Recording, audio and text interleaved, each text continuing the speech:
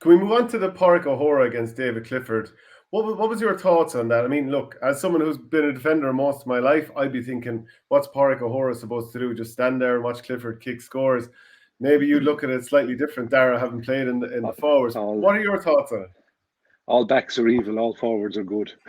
it? Yeah, of course. It's yeah, it's it's pointless really. Probably works for certain backs against certain forwards. It wasn't a major factor in my time playing football, but it always surprises me how people engage now, and they actually seem to be even not even nasty stuff. They appear to be banter. I always tried to have a policy when I was playing of not even talking to my opponent if I could at all. That was out of respect for him as well as for who I was playing for. I just didn't want to be talking to these people, good or bad, you know.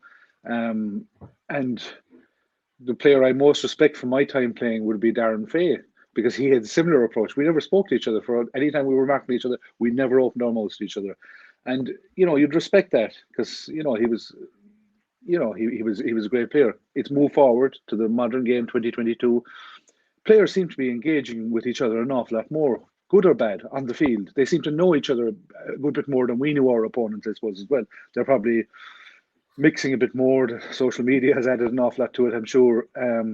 But it's really pointless when you think about it. It's so pointless for most players yapping on like that. And you could see this one coming with Clifford. Like Clifford probably would have let that game peter out in a way yesterday because the game was over. But he got the bit between his teeth. Then when O'Hora was talking to him, and it was only going to be one outcome there, especially the way the space that opened up in front of him, especially the way with Tony Brosnan had drifted back the field and was delivering good ball in. So it was pointless, but it was, look, the end product was a joy to watch. Like just Clifford saying, look, I'll show you and I'll show the rest of the country like that this is pointless.